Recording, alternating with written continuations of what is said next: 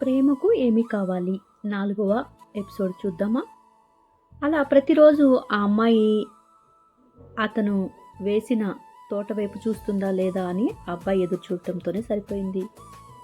అమ్మాయి తన పనులు తాను చేసుకుంటూ ఎదురుగా ఉన్న తోటను చూసి మురిసిపోతూ ఉండేది. కానీ పైకి మాత్రం కనపడనీయలేదు. అలా ఒకరోజు తను స్నానం చేస్తానికి వెళ్ళింది.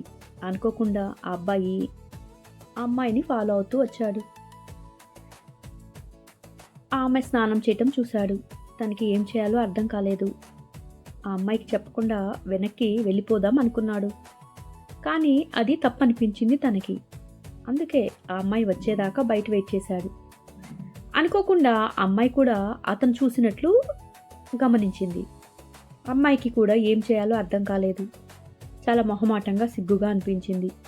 బయటికి వెళ్తే అబ్బాయి ఉంటే నేను ఎలా తనని ఎదుర్కోవాలి అన్నట్లు మౌనంగా ఉంది. అబ్బాయి ఎంతసేపటికి అమ్మాయి ఇంట్లో నుండి బయటికి రాకపోయేసరికి ఏమైందో అని కంగారుగా తప్పనిసరిగా లోపలికి రావాల్సి వచ్చింది. అమ్మాయి ఒంటరిగా అక్కడే కూర్చొని ఏం చేయాలో అర్థం కాక ఆలోచిస్తూ ఉంది. తను అక్కడే దూరం నుండి, హే తప్పుగా అనుకోకు, నేను నీకు తెలియకుండా అలాగే అటు వెళ్తూ ఇటు వచ్చాను. కానీ అలా వెళ్ళిపోవచ్చు నీకు చెప్పకుండా కూడా. నాకు అలా చేయాలనిపించలేదు. నాకు అర్థమైంది, ఇన్ని రోజులు నువ్వు నాతోటి ఎందుకు మాట్లాడలేదు, నేను నీకు ఏం మాట్లాడుతున్నానో అర్థం కాలేదు కదా.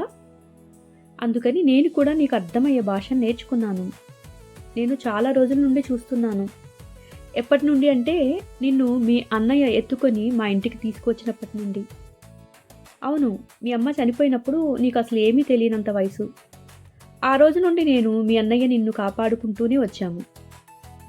కానీ ఏ రోజైతే మీ అన్నయ్య చనిపోయాడో ఆ రోజు నుండి నువ్వు బయటికి రాలేదు. నేను కూడా నా ఇష్టాన్ని బయటకు చూపించలేదు.